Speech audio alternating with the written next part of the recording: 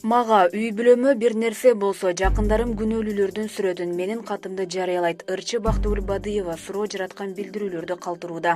Ырчы Бактыгүл Бадыева бир канча күндөн бери Инстаграмдагы баракчасына суроо жараткан кыска билдирүүлөрдү калтырууда.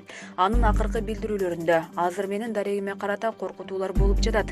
Мен эч кимден эч качан коркпойм, бир гана Алладан корком.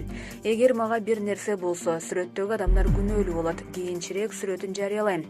Көшөгөнү ачууга туура келди. Азырынча мен ал адамдардын сүрөтүн жакындарыма, курбуларыма жөнөтүп жатам. Эгер мага, кыздарыма, үй бүлөмө бир нерсе болсо, жакындарым күнөөлүүлөрдүн сүрөттөрүн жана менин катымды чыгарат деп айтылат. Көпчүлүккө табышмак болгон билдирүүлөрдөн кийин ырчыга байланышканыбызда азырынча комментарийсиз калтыраарын билдирди. Булак Супер KG. Депутаттар чет элдиктер үчүн Ысык көлдө казино ачууну сунуштап жатат. Ысык көл облусунда казинолордун ишине уруксаат берүүнү сунушталды. Тиешелүү мыйзам долбоору жогорку кеңештин сайтында коомдук талкууга коюлду. Демилгечилер депутаттар Дастан Жумабеков менен Бактыбек Турусбеков болгон.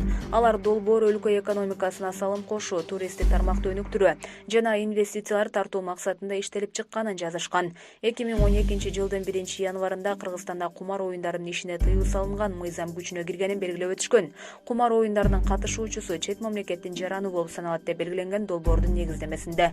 Демилгечилер кумар оюндарынын ишине тыюу салуу мамлекеттик бюджетти бир жылда 600 миллион сом жоготууга, ошондой эле 11 миңден ашык жумушчу орундарынын жабылышына алып келгенин айтышкан. Казино Тамчы аэропортунун базасындагы 1200 гектар жерде бир нече мейманканасы менен курулушу болжолдонгон. Мыйзам долбоору менен кененирээк шилтеме аркылуу таанышууга болору жазылат. Булак Супер KG. Кыргыз темир жолдун мурдагы өкүлү мамлекетке 11 миллион 700 миң сом төктү. 2021 жылдын 14 февралына чейин камакка алынган Кыргыз темир жол мамлекеттик ишканасынын түштүк филиалынын мурдагы башчысы мамлекетке 11 миллион 700 миң сом өлчөмүндө каражат төккөндөн кийин үй камагына чыкты. Бул тууралуу УКМКнын маалымат кызматынан билдиришти. Билдирүүгө ылайык, тергөө учурунда ал коюлган айыпты толугу менен мойнуна алып, мамлекетке 11 миллион 700 миң сом өлчөмүндө келтирилген зыяндын ордун толтурган. Мындан улам анын баш коргоо чарасы үй камагына айланган. Шектүү 2020 жылдын 15 декабрында УКМК тарабынан убактылуу кармоочу жайга киргизилген болчу. Булак Назарнёс KG. Ирина Карамушкина өкмөттүн иш кагаздарды орус тилинде берүүнү талап кылды. Бул тууралуу бүгүнкү комитетте мамлекеттик тил боюнча каралган маселе учурунда билинди. Депутат Каныбек Иманалиевдин диссертациялар кыргыз тилинде корголушу керектигин айтты эле Карамушкина буга каршы чыкты. Биз светтик өлкө деп жарыялаганбыз. Эгерде Кыргызстанда эки тил, орус жана кыргыз тилдери мамлекеттик болсо, анда эмне болот? Көпчүлүк үчүн жумушка орношууда кыргыз тилин билбегендик чектөө болуп калды. Мага жумуш табууга жардам сурап бир нече адам кайрылышты, бирок мамлекеттик тилди билбегендиктен баш тартышты.